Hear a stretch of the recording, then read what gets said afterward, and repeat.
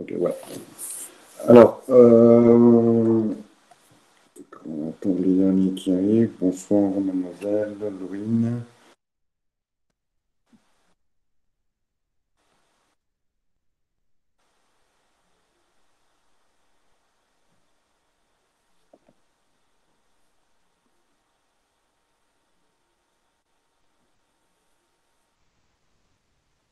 Ok, pour les derniers.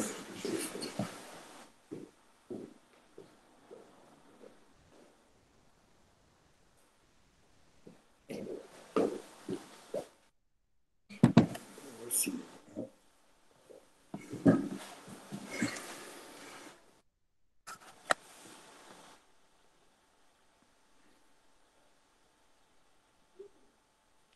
Ok.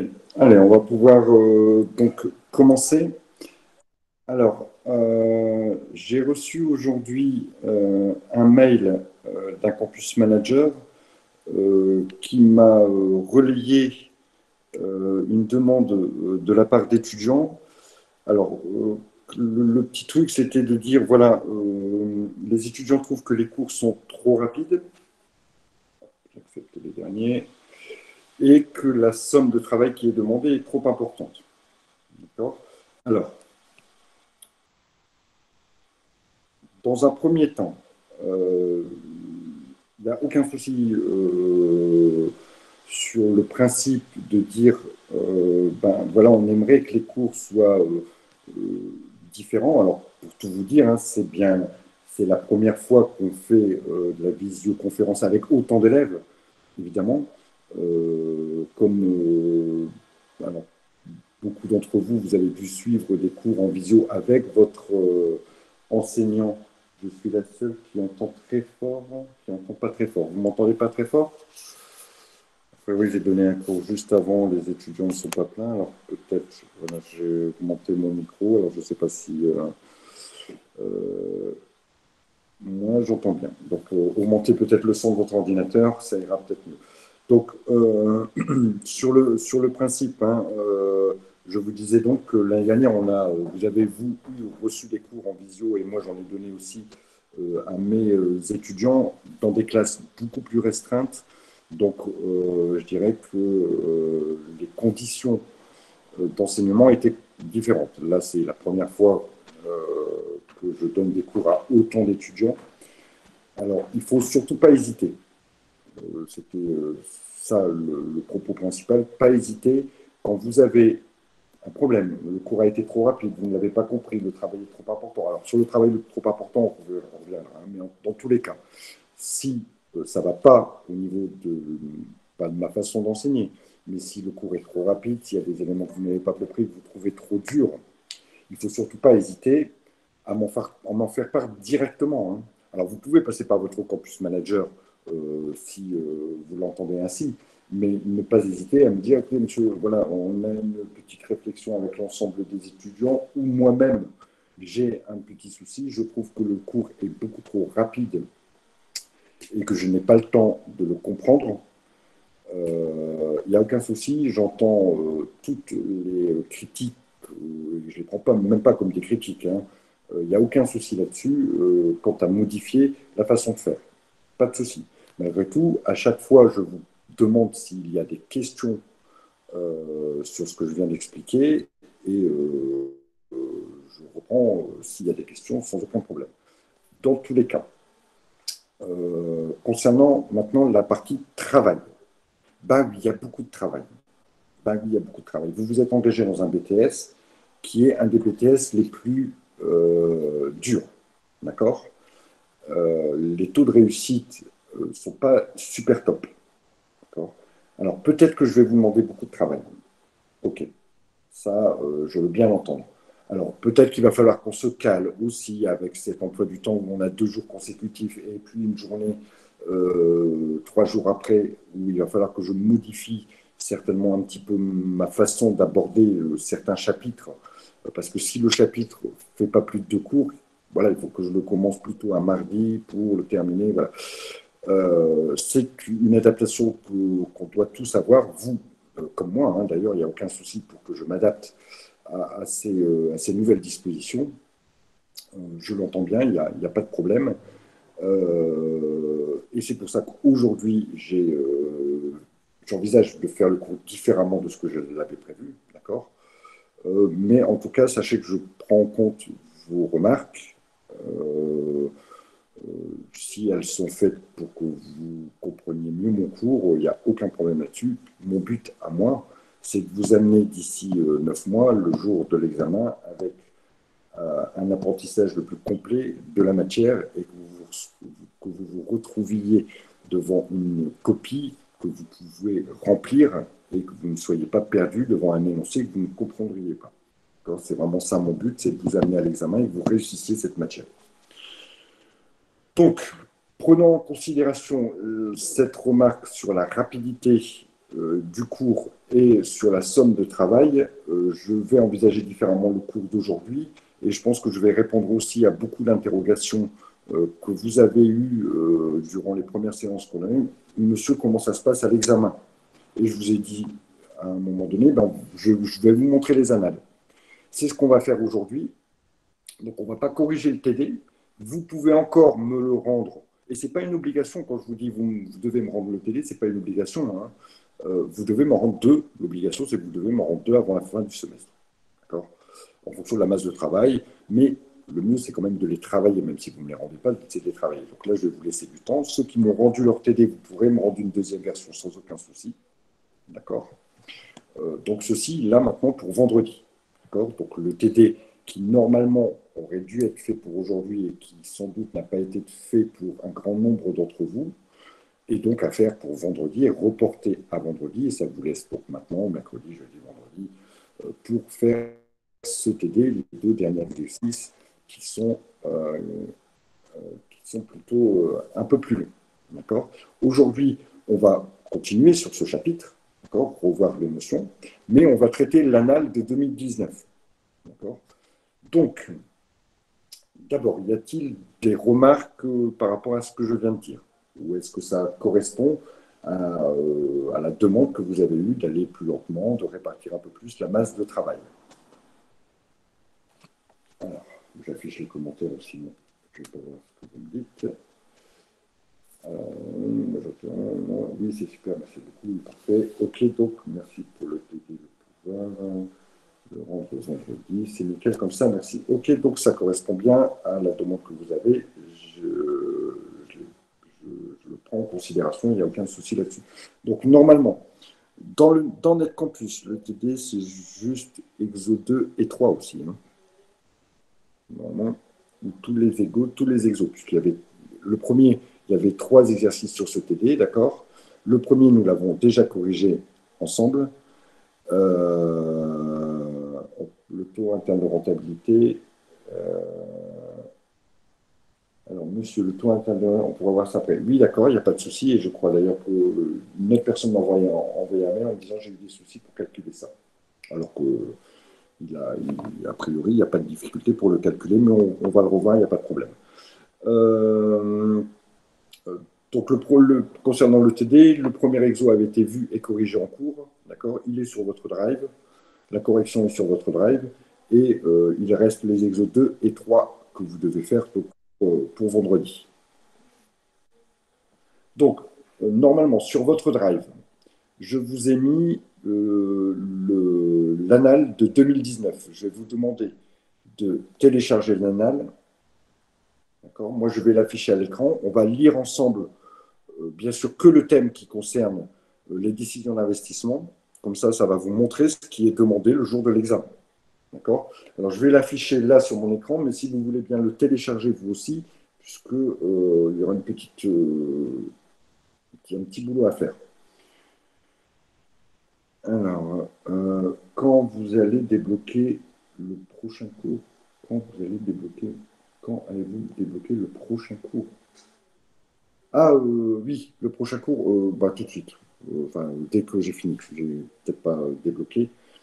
Je le débloque dès que où se trouve l'annale. Normalement, dans NetCampus, dans le cours d'aujourd'hui, j'ai déjà mis le cours d'aujourd'hui. Il n'y a pas la vidéo, évidemment, mais il y a l'annale. D'accord? Donc, dans le cours Net Campus d'aujourd'hui, il y a l'anal. Donc, vous pouvez le télécharger. Moi, je vais. Puis-je vous poser une question? Bien sûr, allez-y, je vous en prie. Oui, bonsoir monsieur. C'était juste une question par rapport à l'exercice de 2 du cours sur les décisions investissement, pardon. Oui.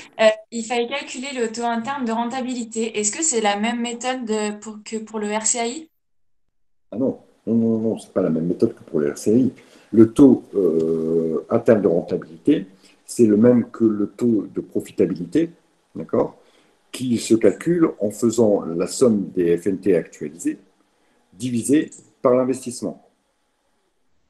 On l'avait déjà calculé quand on avait calculé la profitabilité, d'accord. Le taux interne de rentabilité, c'est le même que le taux de profitabilité. Est-ce D'accord. est-ce que j'ai répondu à votre question?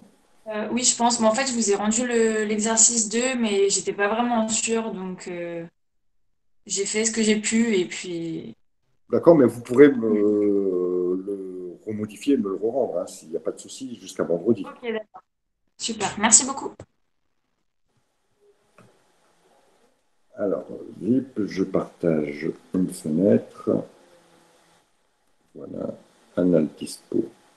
Alors, je répète, hein, l'anal est disponible dans le cours d'aujourd'hui.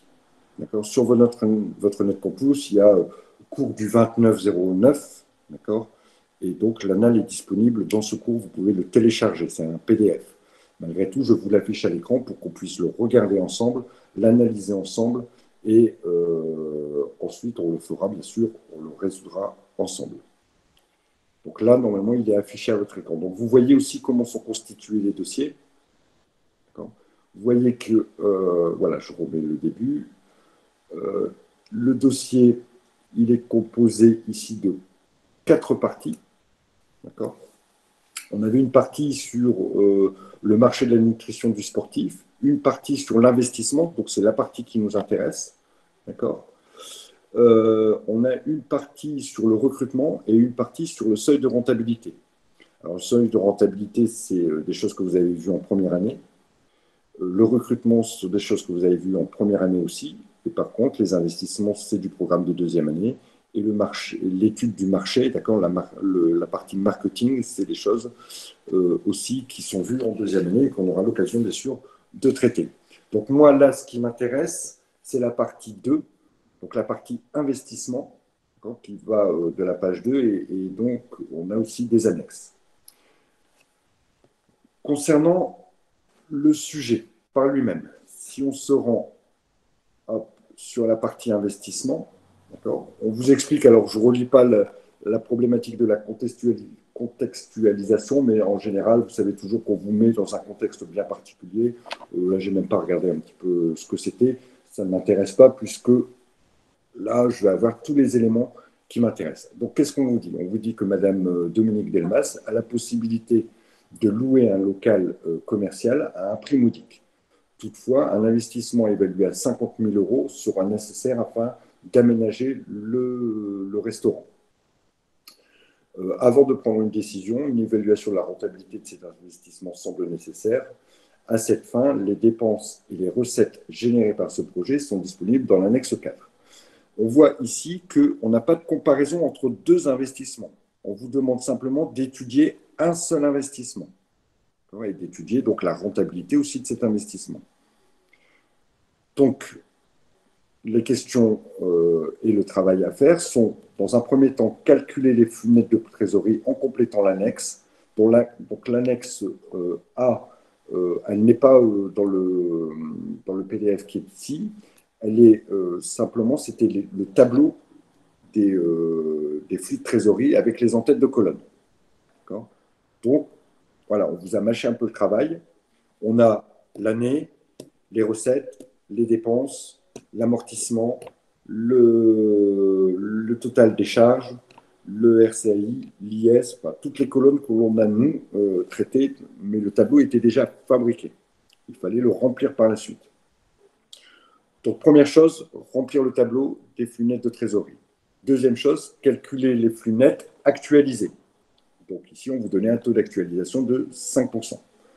en complétant l'annexe 2, il n'y avait rien de... Les formules sont disponibles. Donc, vous voyez qu'on vous donne la formule. C'est ce que je vous disais hier.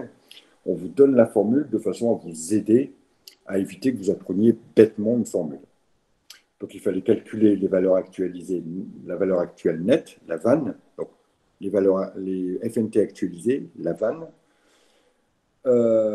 et présenter des modes de financement adaptés. Ça, c'est une autre question de cours. Donc, nous, on va traiter les 3 premières questions sous forme de calcul, et ensuite, on discutera les possibilités de financement de l'investissement. Donc, si on se reporte à l'annexe,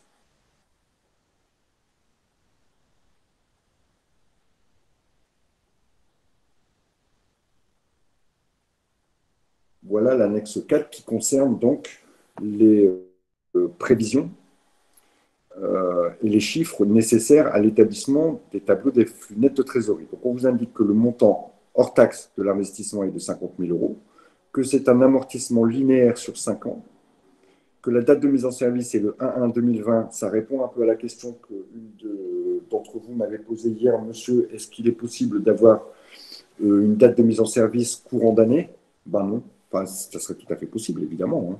Mais dans un exercice, on ne va pas pousser le bouchon jusque-là. Ensuite, on vous indique que le taux d'imposition est de 28%. Vous voyez, encore une fois, il est différent de ce qu'on a pu voir. Et que les éventuelles pertes sont compensées par une autre activité. Ensuite, on vous indique que les recettes donc, qui correspondent au chiffre d'affaires supplémentaire liés à l'activité, vous voyez qu'elles sont différentes sur les 5 années. Les dépenses aussi sont différentes sur les 5 années. Donc, on va avoir des tableaux où les 5 lignes vont être différentes. Il va falloir faire les calculs sur les 5 lignes. Alors, ce que je vous propose, a priori, hein, vous devriez être capable de remplir le tableau en 10 minutes. Donc, le tableau des flux nets de trésorerie. Je vais l'afficher vierge sur mon écran. Si vous ne voulez pas recopier vos colonnes, etc., vous pouvez juste me marquer les montants. Mais je vais donc afficher ça sur mon écran et je vais vous laisser travailler pendant 5-10 minutes, d'accord? Pas très longtemps. Alors, même si vous n'avez pas tout fait, vous aurez compris au moins le principe de remplissage de ce tableau. Normalement, on l'a vu en cours. Vous devriez là, à ce stade, savoir le faire tout seul. Alors, vous pouvez très bien vous mettre votre cours à côté. Donc, je vais vous afficher ces tableaux. Et puis ensuite, je corrigerai cette première partie, puis la deuxième, puis la troisième partie. Et normalement, là, dans notre heure, on aura tout fait. Mais vous allez voir que finalement, 40 minutes, c'est un exercice qui est largement faisable. Donc,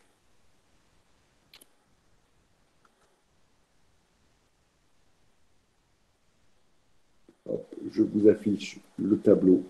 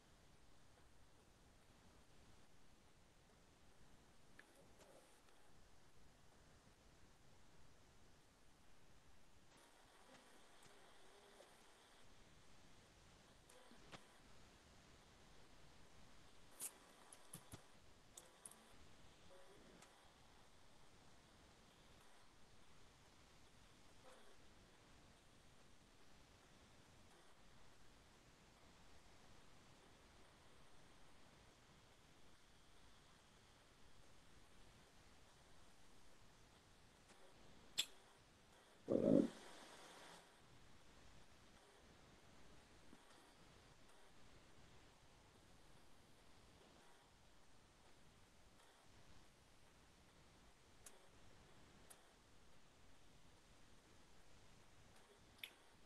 Voilà, donc c'est ce tableau qu'il faut remplir. Alors vous pouvez juste vous, à la main, avec les données bien sûr C'est pour ça qu'il faut avoir téléchargé peut-être le fichier avec les données. Je vais vous demander, je vais vous laisser 7-8 minutes là pour remplir au moins les deux, trois premières lignes. Après, de toute façon, les calculs sont toujours les mêmes. Vous allez très vite comprendre les choses. Je vous laisse bosser 5 minutes. S'il y a des questions, vous n'hésitez pas. Pourquoi dans le tableau, il y a 2 fois amortissement? Alors, pourquoi dans le tableau, il y a 2 fois amortissement? Parce qu'une fois, c'est un amortissement qui est déductible. D'accord. Ici, il va venir se déduire, il va venir, pardon, s'ajouter. Hop, il va venir s'ajouter pour calculer le total des charges, dans un premier temps, ici. Et ensuite, il va venir ici se rajouter du résultat net. D'accord. Il a 2 fonctions différentes, tout simplement parce que l'amortissement c'est un flux économique et pas un flux financier. Ça fait référence aux notions d'amortissement que vous avez dû voir l'année dernière. Ça ne doit pas, à mon avis, être très net dans vos têtes, mais prenez-le comme ça, prenez votre tableau, mais c'est toujours le même. Oui, c'est toujours le même, bien sûr. Bonsoir. Est-ce que c'est ce qui équivaut à dotation aux amortissements et à vos prises aux amortissements? C'est ce qui équivaut à dotation aux amortissements, tout à fait, oui. D'accord.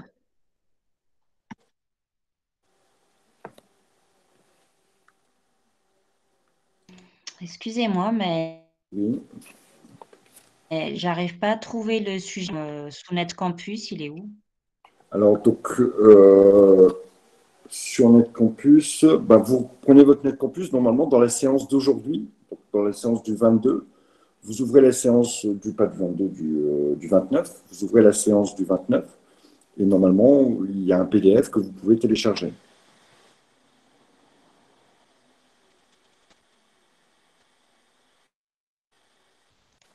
Parfait, merci beaucoup. De rien.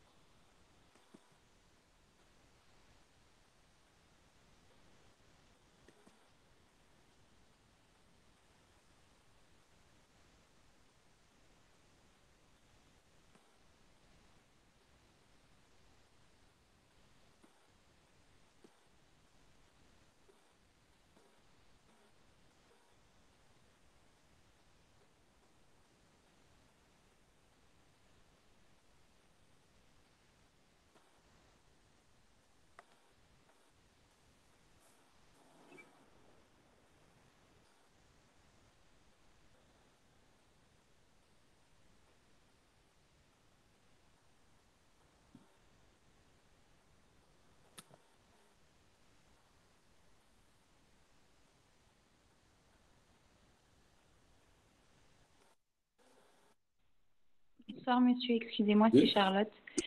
On est d'accord que pour calculer l'amortissement, c'est bien hors bien taxe sûr, hein, bien qu'il faut sûr, calculer. bien sûr. La valeur hors taxe divisée par le nombre d'années.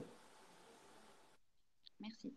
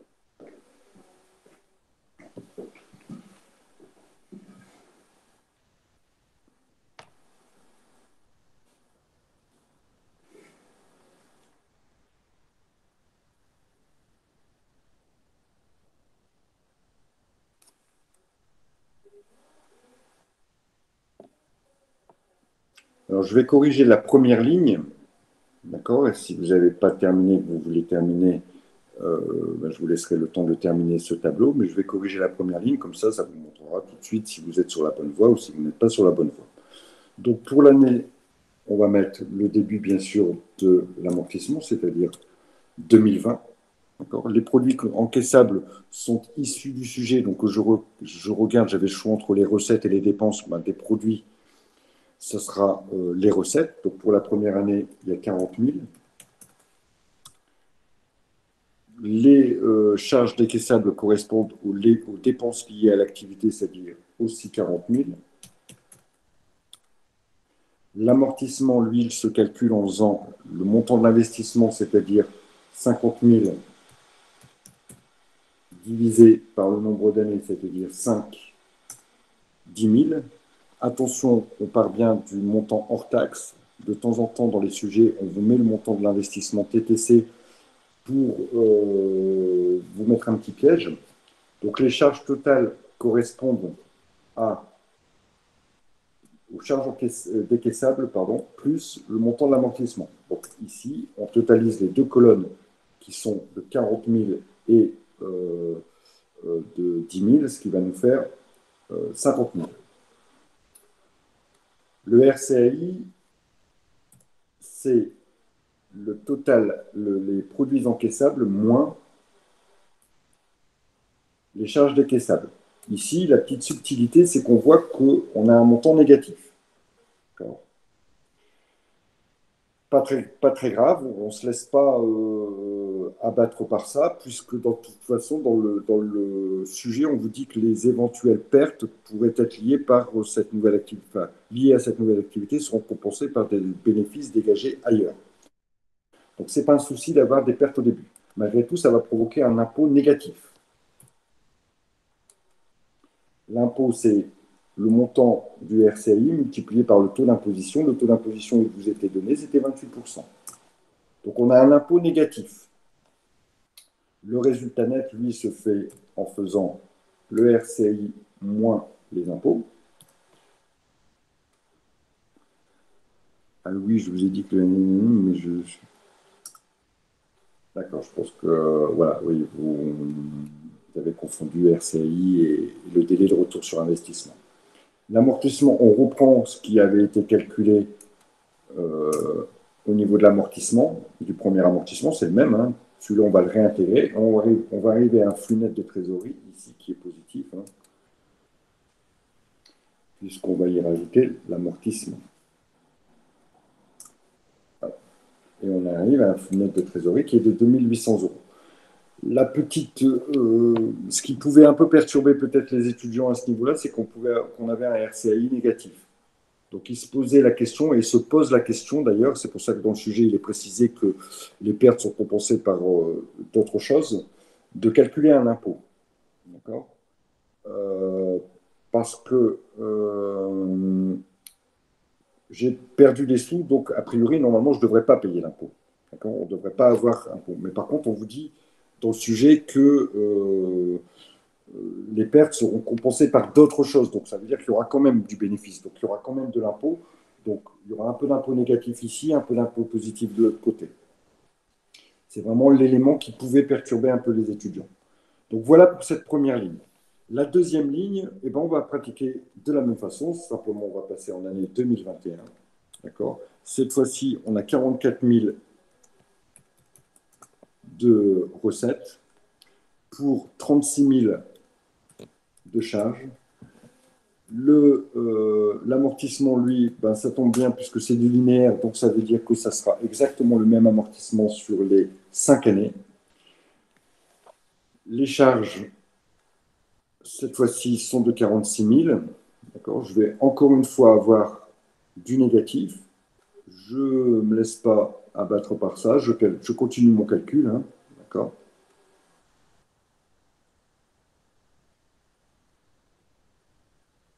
Pour arriver à un flux net de trésorerie de 8 560. Je vais continuer sur la troisième ligne en 2021, en 2022 cette fois-ci. En 2022, cette fois-ci, je vais avoir 48 400.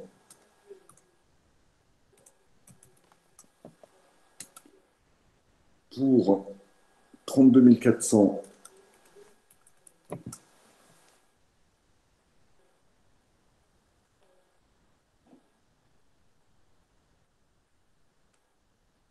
donc ensuite, un total de charges de 42 400, qui reprend donc les 32 400 plus les 10 000 euros. Un RCI, cette fois-ci, qui devient positif à 6 000 euros. Un impôt de 1 680 euros, donc c'est le RCI x 28%, fois 0,28. Donc ensuite, le résultat net, c'est le RCI moins l'impôt. Le montant de l'amortissement est repris ici pour 10 000 euros, ce qui va faire un flux net de trésorerie de 14 320 euros. Voilà pour cette troisième ligne. Est-ce que quelqu'un a des questions à ce niveau?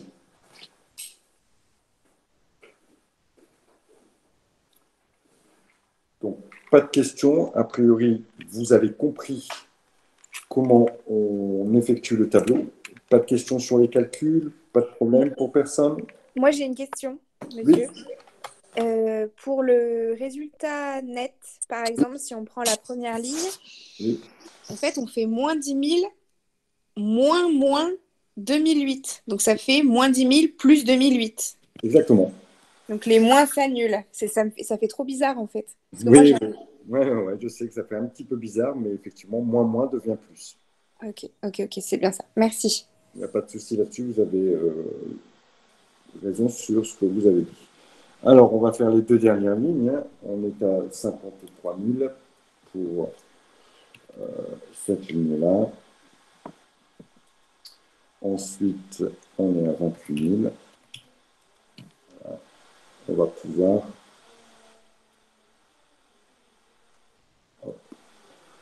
Dans cet exercice, les impôts sur les bénéfices égale IS. Oui, c'est ça.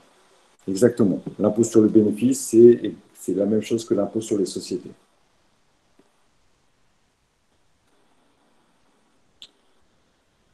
Là, enfin, la dernière ligne, on est à 58 000.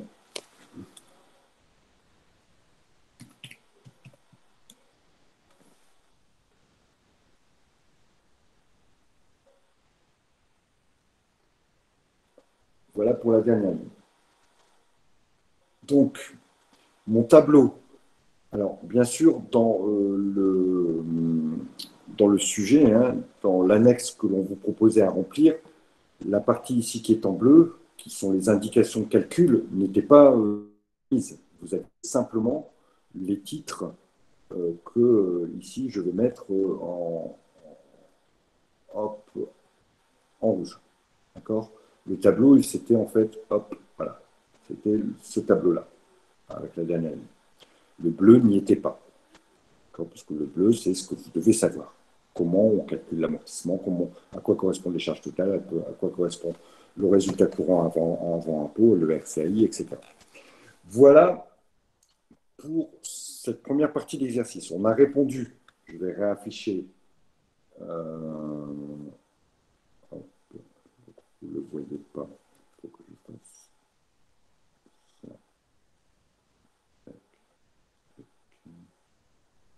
Voilà, donc vous avez répondu à la première question. On va regarder ce qui était posé.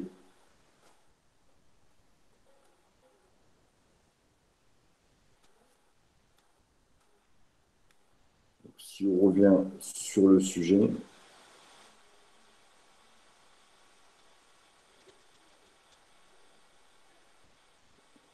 Voilà. Calculer le flux net de trésorerie en complétant l'annexe A, c'est exactement ce que l'on vient de faire. On a répondu à la première question. Donc là, vous preniez, si votre tableau il était bon, 2,5, c'est-à-dire qu'on notait chaque ligne 0,5. D'accord? Il y a 5 lignes. D'accord? Si une ligne était bonne, vous aviez 0,5. Si les 5 lignes étaient bonnes, vous avez 2,5. Vous voyez à peu près comment le système de notation se fait. Ensuite, calculer les flux nets de trésorerie actualisés, sachant que le taux d'actualisation est de 5%. La formule de calcul vous est donnée. La formule de calcul, alors la formule de calcul est donnée, c'est très bien, mais on vous donne deux formules. D'accord? On vous donne deux formules qui sont les mêmes. Simplement, vous voyez que ici, CN et CO ne sont pas les mêmes. D'accord? Nous, ce qu'on va utiliser, c'est cette deuxième formule. Vous allez me dire comment on le sait. Ben, cette formule-là, on va la voir plus tard. On va la voir dans un prochain chapitre. D'accord? Parce que cette formule-là, c'est cette formule-là à l'envers. Donc, nous, on va utiliser donc, la formule qui, ici, je reprends. D'accord? Je vais la copier hop, pour la mettre dans mon sujet. Et donc, on va calculer maintenant les flux. Alors, je vais vous faire le premier.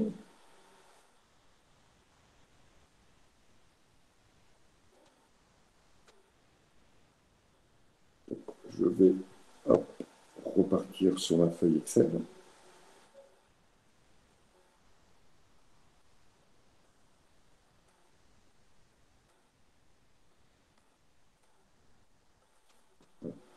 Donc,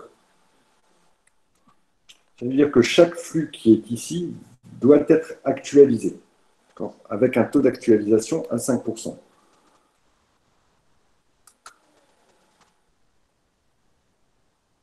Et nous, on doit utiliser voilà, cette formule. Ça veut dire que le flux actualisé est égal au flux multiplié par 1 plus I. I, c'est quoi? Bah, justement, monsieur, je comprends pas, c'était pas T normalement. Oui. Oui. C'était pas... Oui, c'était T dans notre Pour formule. taux, ouais. Mais en fait, ici, T a été remplacé par I. D'accord? Oui. Alors, T, dans votre cours, T correspond à quoi? Ben, au taux d'actualisation qu'ils nous donnent dans le... I correspond au taux d'actualisation. Ah, D'accord? en fait, c'est juste un piège. C'est une façon différente de présenter la formule. Ok, d'accord. A priori, on repère vite que I, c'est un taux. I, c'est des intérêts, c'est un taux. D'accord? Et N Ok. correspondant à la durée de l'amortissement. Donc, ça veut dire quoi? Ça veut dire que chaque flux qui est ici,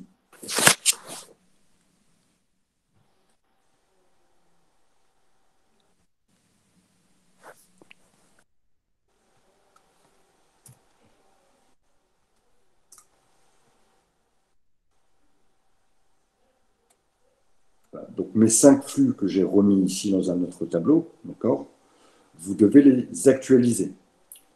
Donc, vous devez appliquer cette formule au flux pour trouver le montant actualisé. D'accord?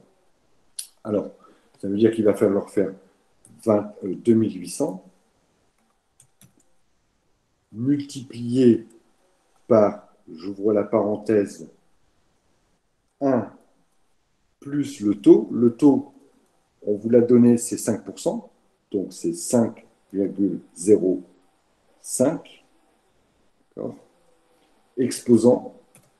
Moi, je fais mon petit exposant avec un accent circonflexe. Moins 1 pour la première année, moins 2 pour la deuxième année, etc., etc.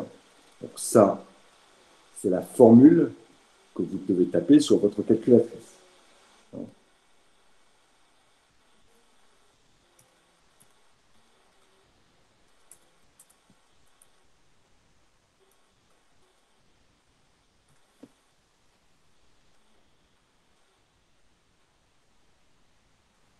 Monsieur, là, dans le sujet, ils nous l'a donné, ils nous ont donné la formule, mais dans d'autres sujets, ils peuvent ne nous pas la donner. A priori, quand il y a des formules compliquées comme ça, ils la donnent. On verra dans d'autres... Après, des formules compliquées, vous n'allez pas en avoir 100 000. Hein. Je ne sais pas si, concernant les stocks, vous vous souvenez de la formule qui est utilisée pour trouver la fréquence des stocks. Alors, vous vous en souvenez certainement pas parce que la formule elle est aussi un peu compliquée. Mais vous voyez, par exemple, c'est une formule. Si vous avez un exercice sur les stocks, la formule, on va vous la donner. D'accord, merci. Pardon, monsieur, j'ai une question aussi sur la formule. Oui. Je suis sur le cours et en fait, les FNT actualisés, j'ai l'impression nous, on a la somme des FNT actualisés. Mais c'est pas la même chose que le FNT actualisé. Alors ici, il va falloir actualiser chaque FNT et nous, ce qu'on va retenir, c'est la somme des FNT actualisés. D'accord? Chaque FNT va être actualisé. Hop, je vais recopier mon petit truc comme ça ici. Alors bien sûr, ici, ça sera moins 2. D'accord? Et le montant, ce ne sera pas 3008. Hop. À Mais, 8560. mais c'est... Oui, allez-y. Non, pardon, mais c'est que dans le cours, donc je suis d'accord, on est bien sur le FNT de l'année en question, fois 1 plus 1 moins 1 plus le taux, puissance le nombre d'années. Oui. Mais après, on redivise par le taux. Oui, Donc, mais là, vous êtes sur des FNT qui sont constants. Ça, c'est la première formule que l'on utilise quand tous les FNT sont égaux. D'accord. Je vais me mettre sur le cours. Alors, bah non, je vais reprendre mon cours qui est Ah, mais attendez, c'est ça que j'avais pas compris. En fait, ça y est, c'est bon, autant pour moi. D'accord, alors je pourrais expliquer, il n'y a pas de souci. Dans le calcul de l'actualisation, vous avez deux solutions. Soit vos FNT sont constants, c'est-à-dire qu'ils sont tous les mêmes. C'est ce qu'on avait vu dans le cours. Dans ce premier tableau des FNT, vous voyez que tous les FNT sont les mêmes. Donc plutôt que d'actualiser chaque FNT et d'en trouver la somme, on a une formule qui permet d'avoir directement les 99 000 en faisant un seul calcul. C'est pour ça qu'on redivise ici par le taux, etc., et que la formule est différente. Ça, c'est une seule formule qu'on utilise quand les FNT sont tous les mêmes. Donc ici, ils sont tous à 26 220. Par contre, si vous avez un tableau, vous faites votre FNT et que les FNT sont différents, ce qui est par exemple ici le cas dans l'exemple 2, dans la machine Y, dans le cours, vous n'utilisez pas la première formule qui est une formule globale, mais on doit utiliser la deuxième formule, d'accord? Ici, que je vous ai répété dans le tableau. Ici, la formule, c'est je dois faire celui de la première année, plus celui de la deuxième année, plus celui de la troisième année, plus celui de la quatrième année, etc., etc. Chose que j'ai faite ici, j'ai fait celui de la première année, et ensuite j'ai additionné le tout. Voilà pourquoi ce n'est pas cette formule-là qu'on utilise, où on divise par le taux, d'accord? Mais c'est cette formule-là, chaque petite formule que je viens additionner. Donc, ce qui veut dire ici que voilà, je vais devoir après additionner chaque élément. Donc, je vais juste mettre à jour mes calculs pour ne pas l'oublier. Donc, ici, ça sera à moins 3 et ça sera 14 320. Merci beaucoup, c'est beaucoup plus clair. Ça marche. 320. Ici, ça sera donc 20 000, puisque les FNT sont, donc, je vous dis, différents. On utilise cette formule-là. C'est ça, et 25 120.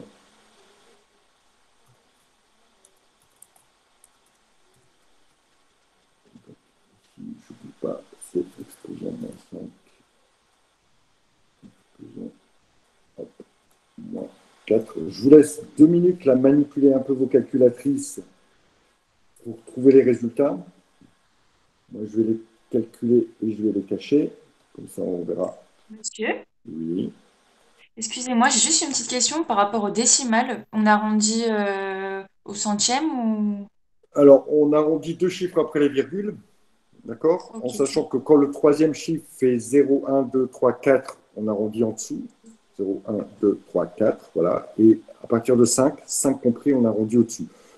Ok. Merci beaucoup.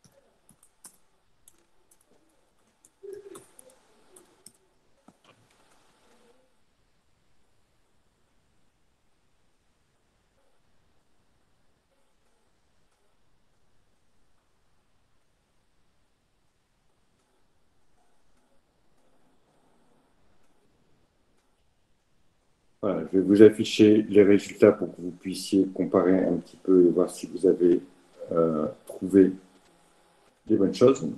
Alors, je vous ai dit, hein, normalement, le FNT actualisé ou la somme des FNT ici doit être différent, bien sûr, du FNT de départ, mais on ne peut pas avoir des différences qui soient énormes. Si jamais j'avais trouvé 200 ici ou 5000, enfin, peut-être pas 5000, mais 50 000 ici, la différence est trop importante pour que mon calcul soit bon. Ce n'est pas très cohérent.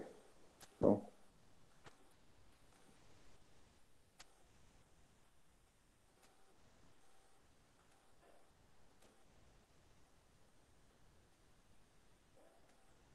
Alors, hop, voilà.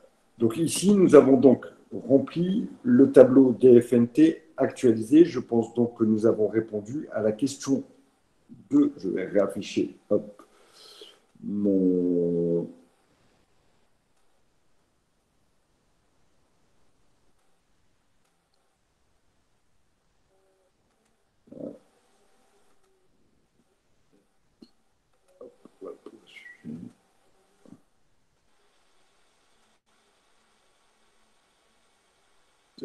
Je reviens donc sur la question. Donc, calculer. Donc, nous avons répondu à la question de 2. Calculer les flux nets de trésorerie actualisés, sachant que le taux d'actualisation est de 5%. Les formules de calcul sont disponibles en annexe 5. Donc, nous avons répondu à la question 2. Maintenant, on va calculer la question 3. On nous demande de calculer la VAN, donc la valeur actuelle nette, et de conclure sur l'opportunité de réaliser cet investissement. Donc, de conclure, de dire est-ce que ça vaut le coup ou ça ne vaut pas le coup. Donc, nous allons ensemble calculer cette vanne. Donc, on a besoin pour calculer la vanne. Donc, ça, c'est. Hop, je vais remonter ça et nommer ça, c'est le tableau. Le tableau des FNT actualisé. Voilà. Ensuite, ici, on va faire le calcul de la vanne.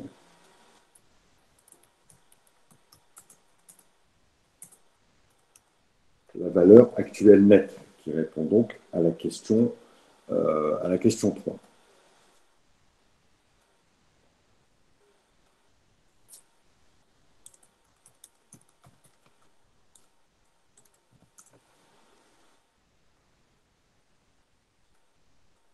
Alors, pour calculer la vanne, j'ai besoin de la totalité des FNT actualisés. Donc, je vais additionner tous les FNT que j'ai retrouvés dans mon tableau qui m'a permis de faire l'actualisation. Donc, j'arrive à 59 000 euros. Monsieur, on peut voir en même temps, s'il vous plaît. Ah, excusez-moi, je n'ai pas affiché. Hop, j'arrive tout de suite.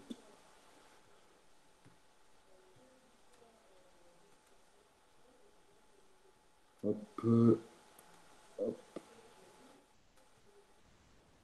Voilà.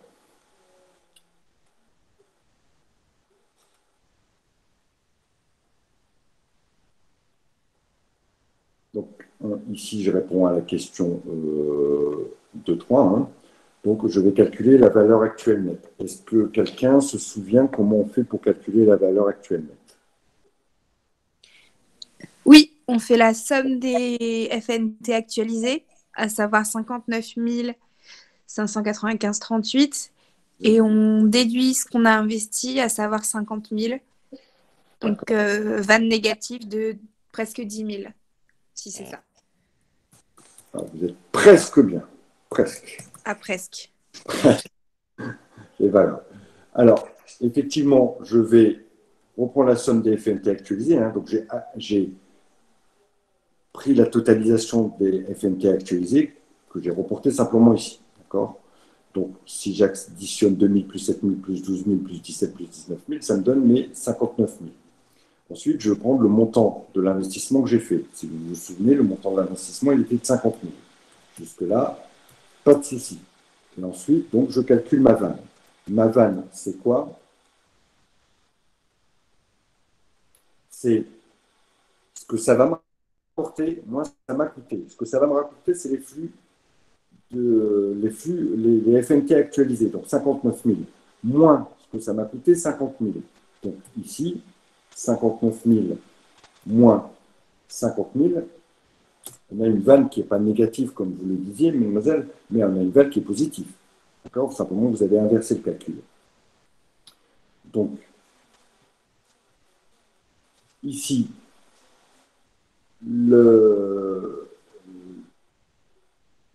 l'opération a consisté à investir 50 000 euros et à récolter 59 000 euros.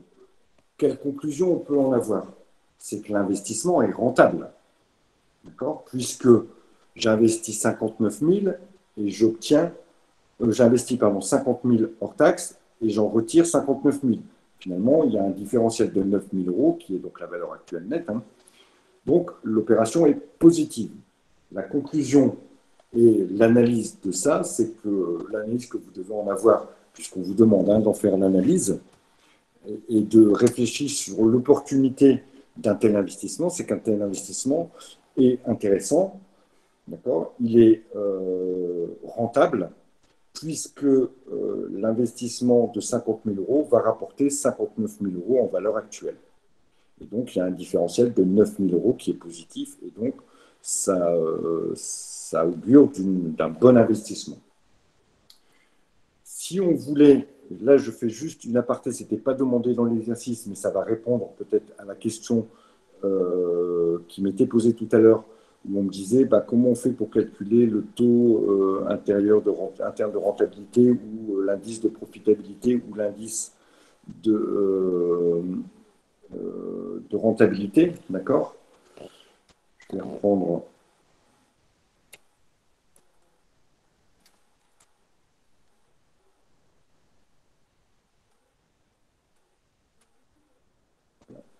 Les données qui étaient ici.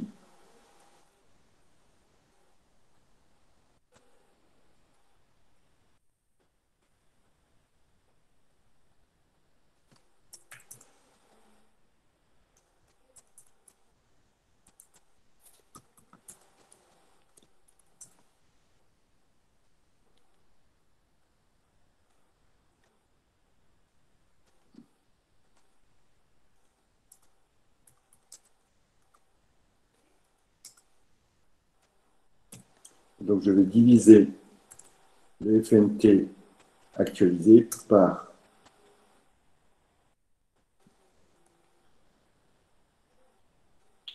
l'investissement et je obtiens 1,19. Ça veut dire quoi? On l'avait dit hier. D'abord, si l'indice de rentabilité ou l'indice de profitabilité est supérieur à 1, c'est que le projet est rentable. Si on investit 1 euro, ça veut dire qu'on aura 1,19 € de gain. D'accord? Voilà pour ce petit complément. Alors, reprenons maintenant, je vais repartager et voir la suite qui est.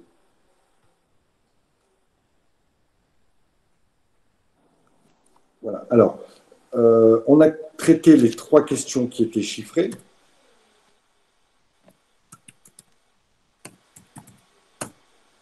Voilà. On a traité les 3 questions qui étaient chiffrées où on vous demandait de calculer le tableau des FNT, on vous demandait d'actualiser les FNT.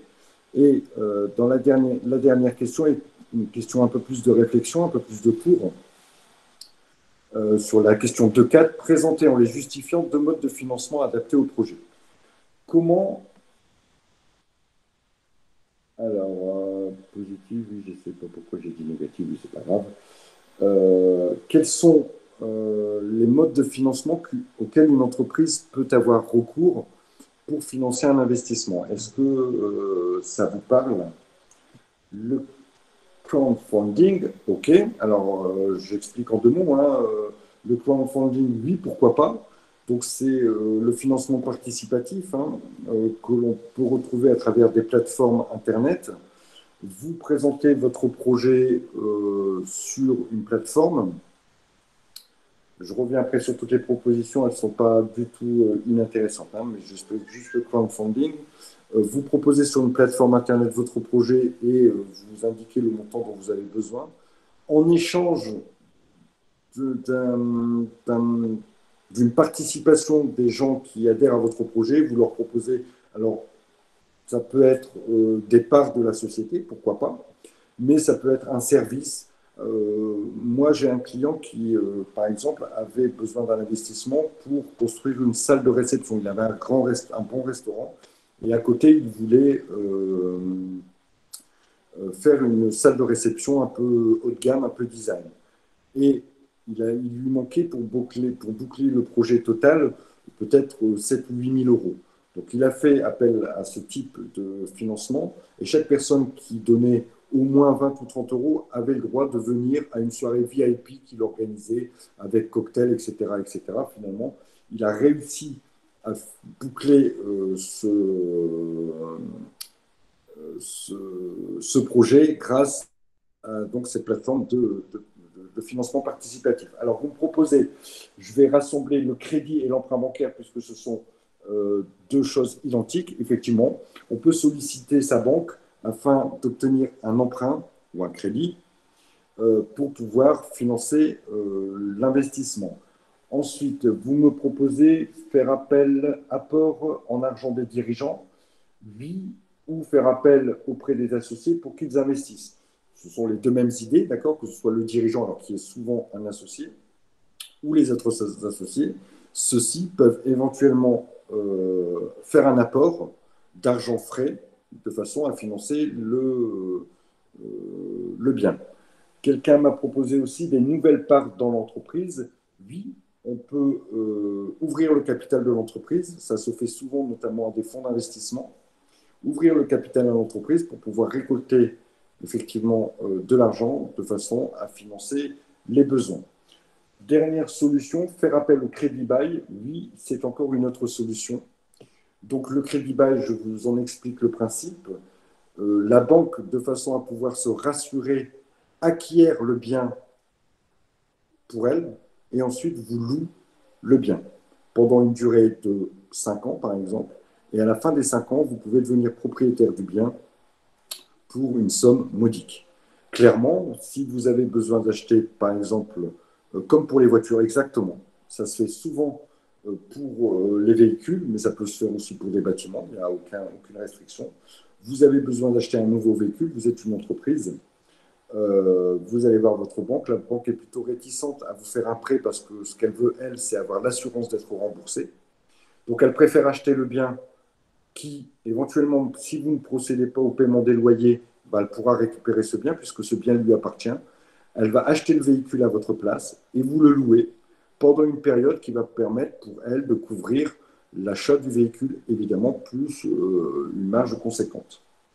Donc voilà, plein de solutions que vous m'avez proposées qui étaient tout aussi bonnes. Alors je pense que les correcteurs attendaient plutôt l'emprunt, d'accord, et peut-être le crédit bail qui sont des solutions plutôt communes, et puis l'apport aussi par l'ouverture du capital ou directement par l'apport des associés. On vous demandait 2 modes de financement. Ici, on pouvait en proposer 3, il n'y avait aucun souci, en justifiant, donc en expliquant pourquoi on aurait choisi éventuellement de proposer ce mode de financement. Donc vous voyez, hein, on a traité, c'est l'annale de 2019, donc c'était il y a 2 ans, hein, c'était pas il y a très longtemps. Vous voyez à quel degré de complexité vous allez être confronté et à quel degré d'ampleur de travail nécessaire sur un seul exercice. Sachant qu'il y a 4 exercices à traiter en 3 heures. 4 thèmes à traiter en 3 heures. Donc vous voyez que ce n'est pas si important que ça. Il faut par exemple vous dire, est-ce que ça, je suis capable de le faire en 40 minutes avec tous les calculs qu'il faut faire. Si je suis capable de le faire parce que je connais mon cours, je n'ai pas besoin de réfléchir pendant 3 heures, je sais comment on applique les choses, ben oui, je peux réussir l'épreuve. Si je ne suis pas capable, ben vous allez galérer pendant 3/4 d'heure à rechercher vos formules, etc. Et évidemment, ça risque d'être un peu compliqué. Voilà, ça va terminer notre séance pour ce soir. On se retrouve donc vendredi. Monsieur, c'était pas ma question. En fait, j'ai demandé comment le calcul, blub, comment le calcul du TIR dans les cours, c'est un peu compliqué. Il faut trouver T en essayant plusieurs taux d'actualisation. Ah oui, oui, oui, oui, oui. Je n'ai pas répondu à votre question, capitaine Miski. D'accord, ok. Alors, je vous promets que cette question, nous la traiterons en premier vendredi, sans aucun souci, mademoiselle Rawad. Rappelez-le-moi si je l'oublie. Et surtout, n'hésitez pas à m'interpeller si jamais je n'ai pas répondu effectivement à votre question. On traitera donc ce problème du TIR si vous n'avez pas compris vendredi. Car vous demandez ça pour l'exercice 2, ok, bah vous ne traitez pas cette question, tout simplement. Le TIR, vous ne traitez pas. Au pire, je vais vous enlever 2 points. Si le reste est bon, vous allez quand même avoir une très bonne note, ne vous inquiétez pas. Le tout étant d'essayer, le tout étant de bosser, les notes, c'est accessoire. Allez, je vous dis à vendredi, travaillez bien et on corrige notre TD vendredi et on revient sur ce problème de TIR. Je vous souhaite une bonne soirée et je vous dis à vendredi. Ciao.